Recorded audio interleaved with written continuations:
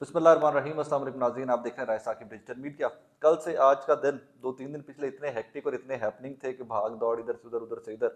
मैं आज थोड़ा सा आपकी खिदमत में हाजिर होते हुए लेट हो गया। बहरहाल आज के व्लॉग के अंदर 2-3 स्टोरीज हैं, मैं आपके सामने रखूँगा। सबसे पहले तो एक साबिका वज़ीर और साबिका एमपी के अब पंजाब के, उनको कल असेंबली कैसे लाया गया है, दैट इज़ वेरी इंटरेस्टिंग। मुझे आज ही पता चला सुबह के टाइम, लेकिन at that time I could not do the vlog. मैं कहीं मसरूफ था, तो मैंने कहा अब आप लोग की गोश गुजार कर दूँ। बाकी पंजाब असम्बली तो डिज़ोल्व हो गई, लेकिन उसके अंदर अब लीगैलिटीज़ क्या हैं, आगे क्या क्या होने जा रहा है, और इलेक्शन उसका क्या सारा सीन है, मैं वो आपके गोश गुजार करता हूँ आज के वीलॉग में। आपको पता है कल एक एक नंबर कीमती था, एक एक वोट कीमती था, और कुछ लोगों ने तो डिक्लेयर कर दिया था कि वोट नहीं देना।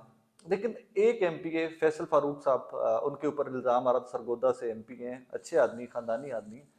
और मैं यही सवाल पिछले व्लॉग में भी किया था कि मुझे समझ नहीं आ रही कि उनके साथ क्या हुआ है कि वो क्यों नहीं पहुंच सके बाहर। और उनके बच्चे की फ़्लाइट थी, उनकी फ़्लाइट थी, उनका बेटा अमेरिका में पढ़ता है, उनकी फैमिली अमेरिका सफ़र कर रही थी, वो इस्लामाबाद से फ़्लाइट थी, और फ्लाइट वो एयरपोर्ट पहुंचे तो कॉल चली गई कि आकर वोट करें। तो उसकी वजह से फैसल फारूक साहब ने वहाँ से निकले भी हैं, वो इस्लामाबाद से लाहौर के लिए निकले भी हैं, लेकिन धुंध इतनी ज़्यादा थी कि वो लाहौर नहीं पहुँच सके और वो वोटिंग में शामिल नहीं हो सके। मैं फैसल फारूक साहब को किसी क्रॉस रेफरेंस से ज़ाती तौर पे जानता हूँ, खानदानी आदमी, शरीफ आदमी। उन लोगों में से नहीं थे कि 2-4 करोड़ 10 करोड़ में जो बिक जाए, शायद इतना वो कारोबार वैसे भी महीने 2-4 का कमा लेते हो, कारोबारी आदमी है। तो बहरहाल बिकने वाला सीन नहीं था उनका, वो पहुंच नहीं सके धुंध की वजह से, क्योंकि उनकी फैमिली कमिटमेंट्स थे। और वो आई थिंक आज या कल की फ्लाइट से वैसे भी अमेरिका जा रहे हैं, क्योंकि वो फ्लाइट उनकी धुंध की वजह से कैंसिल हुई थी। So eventually is flying back America, उनके बच्चे का यूनिवर्सिटी या कॉलेज स्टार्ट हो रहा है। आगे आ जाइए, एक इंटरेस्टिंग वाक्य हुआ है। एक एमपी है, साबिका वजीर है, उनको लेके आना था पंजाब असेंबली में।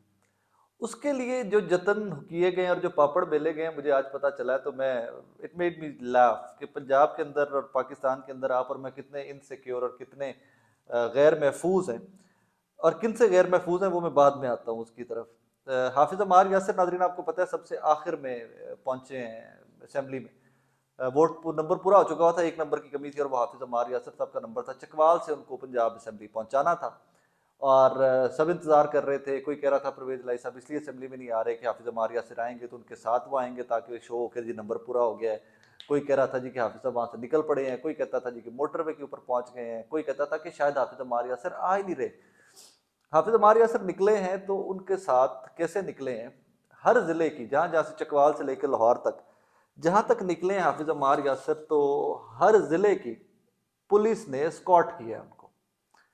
मेरी इतला ये है, अगर कहीं पे गलती हो तो मैं चाहूँगा कि मेरी करेक्शन की जाए, लेकिन मेरे ज़राए स्टैंड बाय करते हैं। मेरी इतला ये है कि जो कॉल चलती आई है रास्ते में, वो वीवीआईपी चलती आई है कि बहुत हाई प्रोफाइल मेहमान या गेस्ट या पर्सनैलिटी जो है वो लाहौर का सफ़र कर रही है। तो थ्रू आउट हर ज़िले की पुलिस ने उनको स्कॉट किया। और स्क्वाड जो दिए हैं उनको, उनमें मैं मुकम टोटल गाड़ियां जो मुझे बताया गया कि 30 से 40 के करीब पुलिस की गाड़ियां होगी भी थी आते हुए। सो उसकी वजह क्या है फिर? ऑब्वियसली अगर आप इतनी हाई प्रोफाइल, इतनी वीवीआईपी किस्म की सिक्योरिटी, इतनी रेड अलर्ट सिक्योरिटी में लेके आ रहे हैं, स्क्वाड पे स्क्वाड साथ लगा हुआ है, तो प्रॉब्लम क्या है भाई, कहाँ पर प्रॉब्लम है? तो फिर मुझे बताया गया कि जी परवेज लाई साहब को, तहरीक इंसाफ को, अमार यासिर के ऊपर डाउट नहीं था, वो तो उनके घर का बंदा है परवेज लाई साहब के, वो उनका बड़ा जेन्युइन और लॉयल साथी है, घर का बंदा है काफली के। उनको डाउट ये था कि रास्ते में कोई पीएमएलएन हरकत ना करे, और रास्ते में कहीं पर आगे पीछे करने की, हाफिज अमार को अल्लाह ना करे गाड़ी का एक्सीडेंट या अगवा करने की या राइट लेफ्ट करने की, या एक आधा दिन मतलब डिले करना, सिर्फ एक रात का डिले करना था ना, तो गेम सारी की सारी खराब हो जानी थी। सिर्फ एक रात डिले करने के लिए कुछ भी हो सकता है, तो इसलिए पुलिस की सिक्योरिटी इस हद तक रखी गई। मेरे जहन में अगला जो मेरा कोई सोर्स था, मैंने उनसे एक दो जो लोगों से बात की, मैंने कहा उनमें कहीं आपको कोई काले डालों का भी खतरा तो नहीं था? तो कहते नहीं, काले डालों का कोई खतरा नहीं था ऐसा।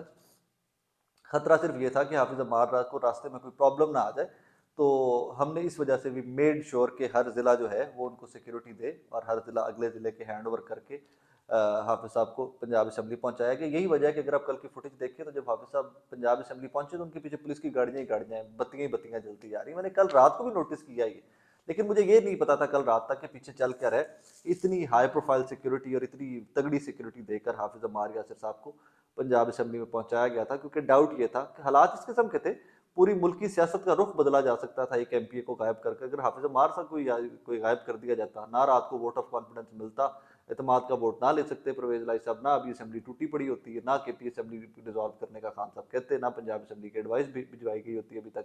तो पूरे पाकिस्तान की सियासत का रुख एक एमपीए के सर के ऊपर था, और वो एमपीए साबित कदम रहा, और पंजाब पुलिस ने सिक्योरिटी दी उनको।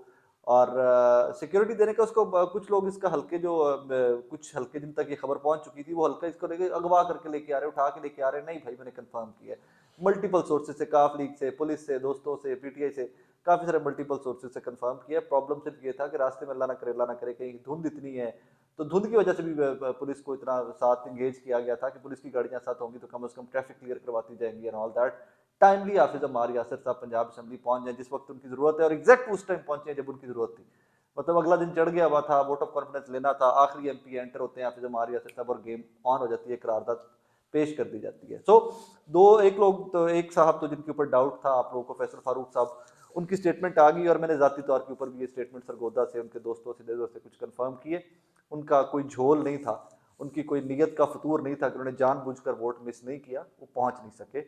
मैं ज़ाती तौर के ऊपर ये आपको कंफर्म कर सकता हूँ। कुछ चीज़ें होती हैं इस तरह की कि आपके सर्कल्स के अंदर डिस्कस हो रही होती हैं, आपके दोस्तों के अंदर पता होता है कि यार कौन क्या कर रहा है, कहाँ जा रहा है, ये कर रहा है, वो कर रहा है। उसके बाद फैसल फारूक साहब ने खुद भी वेरीफाई किया है कि वो सर्कमस्टांसिस इस किस्म के बन गए कि धुंध एंड एवरीथिंग, कि वो इस्लामाबाद से लाहौर नहीं आ सके, वरना इमरान खान के कहने के ऊपर वो पहले भी रिज़ाइन कर चुके हैं। एज सच कोई प्रॉब्लम नहीं है। और वो जिस तरह खवातीन के ऊपर, मोमिना साहिबा के ऊपर 5 करोड़ का इल्ज़ाम लगा, 2 करोड़ का इल्ज़ाम लगा, Faisal Farooq is not one of those people के जो 2-4 करोड़ में बिकेंगे। मैं पहले भी गुजारिश कर चुका हूँ। सो वो एक अनफॉर्चुनेट इंसिडेंट हुआ, या सर्कमस्टांसेस इस किस्म के बन गए कि वो नहीं पहुँच सके, और लोगों ने उनका नाम लेना स्टार्ट कर दिया कि जी वो लुटे हो गए एंड ऑल दैट। अब आ जाइए पंजाब के ऊपर। तो यहाँ पर कुछ हमारे सियासी पंडित जिनकी अकल के ऊपर तरस आता है, मुझे रहम आता है इस मुल्क के ऊपर कि हम इनको इतने बड़े बड़े लोग समझते आए और हम इनको फॉलो करते हैं। हमें लगता था यार बड़े पढ़े लिखे लोग हैं, बड़े वेल रेड लोग हैं, बड़े वेल इन्फॉर्म्ड लोग हैं। उन वेल इन्फॉर्म्ड लोगों में से आज कुछ लोग कह रहे थे जी कि पंजाब असेंबली की एडवाइस तो चली गई है, लेकिन ये जो कागज है ना, ये कागज का रंग नहीं सही इस तरह, तो पता नहीं कि अब इसके ऊपर डेट के ऊपर भी क्रॉसिंग है कि ये असम्बली अब गवर्नर साहब मानते हैं कि नहीं मानते। तो उसके लिए उन्होंने बाद में काफ लीग वालों ने चीफ मिनिस्टर सेक्रेटेरिएट के लेटर पैड के ऊपर साफ सुथरा लिख के क्लियर डेट डाल के दोबारा से समरी भेज दी कि भाई तुम परेशान ना हो, तुहाडा यह मौका भी जान दिए। अब इससे आगे आइए तो फिर वो जिस जरदारी साहब ने कह दिया कि लीगल मैटर्स देखे जाए, लीगैलिटी देखी जाए कि असम्बली टूटने से किसी भी तरह से रोका जाए। तो भाईजान इस पे मेरी कुछ वकला से बात हुई है, कोई दुनिया का कानून ऐसा नहीं है, कम से कम कॉन्स्टिट्यूशन ऑफ पाकिस्तान के अंदर तो नहीं है कि चीफ मिनिस्टर को असेंबली तोड़ने के लिए किसी को जवाब देना पड़े कि यार ये रीजन है कि मैंने असेंबली तोड़ दी है। Constitution doesn't ask you any questions like that. Parvez Elahi साहब असेंबली तोड़ सकते थे, उन्होंने तोड़ दी है। 48 घंटे का टाइम है, 2 दिन का टाइम है, एडवाइस पर अमल करते हैं गवर्नर तो वेल एंड गुड, नहीं करते तो ऑटोमेटिकली असेंबली इज गॉन। अब इससे आगे क्या हो सकता है? ये तो एडवाइस चली गई है। आज रात या कल एक्सपेक्टेड है केपी गवर्नमेंट, केपी के वज़ीर आला जो है वो भी गवर्नर को कर देंगे एडवाइस कि जी असेंबली जांदी करो। तो 2 असेंबलीज से यहाँ से फारिग होगी, 2 असेंबलीज तहलील हो गई। वफाक पहले तहरीक इंसाफ इस्तीफे देके बैठा हुआ है। मेरी आज की बात लिख लीजिए, कन इधरों फड़ो, कन इधरों फड़ो।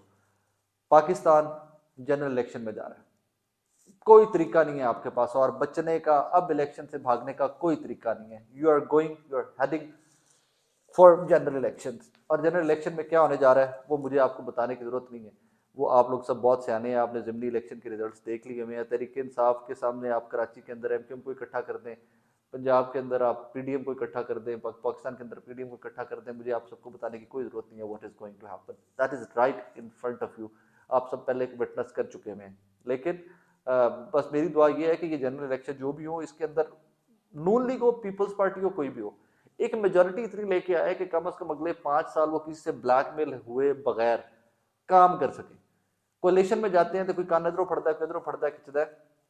और जो ये हुकूमत से अलग होने वाली धमकी दे रही है ना एमकेएम, वो भी सिग्नल है आप सबके लिए, मेरे लिए कि जी इलेक्शन की तरफ तैयारियां शुरू हो गई हुई हैं। क्योंकि इन सब ने इलेक्शन में जाने से पहले, मैं बार बार कहता आया हूँ कि इलेक्शन में जाने से पहले इन तमाम पार्टियों ने जानबूझकर एक दूसरे से लड़ पड़ना है, ताकि अपने वोटर के पास जाके कह सके कि देखें जी हमने तो इमरान खान से सिर्फ जान छुड़वाने के लिए इत्तेहाद किया था, हमारे नजरियात वही हैं। अब नजरियात पे आते हैं तो पीपल्स पार्टी और नून लीग के नजरियात एक हो सकते हैं, जमात इस्लामी और एएनपी के या फजलुर रहमान साहब और एएनपी के नजरियात एक हो सकते हैं। अकल हत्थ मारी है, कोई सारे रल के पाकिस्तान एडे भी बेवकूफ नहीं कि सानू बेवकूफ बनाओ तो अभी सारे भेड़ बकरियां तुहाडे नाल लग जाइए कि जी बिल्कुल मौलाना साहब ने कह दिया है तो इकट्ठे हैं, जरदारी साहब ने कह दिया तो इकट्ठे हैं। और पंजाब में रोकने की कोशिश जरदारी साहब ने कोई लीगल एडवाइस ढूंढने की कोशिश कर रहे हैं, लेकिन हो कुछ नहीं सकता। अब असम्बलीज आर गॉन, तहलील हो जाएंगी दो दिन के अंदर अंदर, उससे पहले ही हो सकता है गवर्नर मान ले, क्योंकि गवर्नर ने कुछ सेन एक्ट्स आज के उनके गवर्नर के देखे ना, तो एक सोबर एक्ट उन्होंने किया है कि जी वोट ऑफ कॉन्फिडेंस का नंबर मान लिया है, अपना डी नोटिफिकेशन वाला वो वापस ले लिया है मामला सारा। सो कुछ सेन एक्ट कर रहे हैं गवर्नर, तो हम श्योर कि अगर उनको एडवाइस कर दिया गया सीएम की जानिब से जो कर दिया गया, तो असेंबलीज भी डिजॉल्व कर दी जाएंगी। बहरहाल हाफिज अम्मार यासिर साहब वाला वाक्य बहुत इंटरेस्टिंग था। मैंने उसको बहुत मसाले लगा के आप तक नहीं पहुंचाया क्योंकि मैं उसके गलत रंग नहीं देना चाहता था। मैंने सिर्फ प्लेनली आपके सामने रख दिया कि हुआ क्या है। और फैसल फारूक साहब वाला वाकया भी जो है मैंने खुद इन्वेस्टिगेट किया है, खुद काफ़ी सारे लोगों को सरगोदा में उनके हल्के में राइट लेफ्ट उनके सोशल सर्कल में कॉल्स करके, तरीके इंसाफ में इवन कॉल्स करके चेक किया है, तो वो एक अनफॉर्चुनेट इंसिडेंट हुआ था और कोई कहानी नहीं थी। बाकी दुआ किया करें कि पाकिस्तान को अल्लाह पाक उस ट्रैक पे लेके आए कि जहाँ आसानियाँ हों, जिंदगियाँ बहुत मुश्किल हो गई, यकीन मानने की जिंदगियाँ बहुत मुश्किल हो गई हैं। कैमरे के सामने आकर रोना नहीं रोया जाता अपना, लेकिन हर बंदे की ज़िंदगी बहुत मुश्किल हुई पड़ी है। जो सफ़ेद पोश लोग थे जिनकी सिर्फ सफ़ेद पोशी कायम थी, वो भी पर्दे उतर गए हैं लोगों के। बस इस मुल्क के लिए दुआ करें, हो सके तो मुझे भी दुआ में याद रखा करें। अल्लाह हाफ़िज़।